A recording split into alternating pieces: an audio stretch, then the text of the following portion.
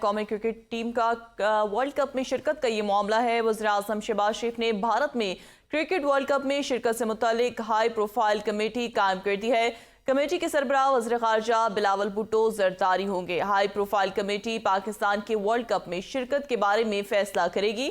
Committee میں وفاقی وزراء رانا ثناء اللہ، اعظم نذیر تارڑ، احسان وزاری، مریم اورنگزیب، اسد محمود، امین الحق، قمر زمان قاہرہ، طارق فاطمی شامل ہیں۔ اس کے علاوہ قومی سلامتی کے اداروں کے سربراہان بھی اس کمیٹی کا حصہ ہیں۔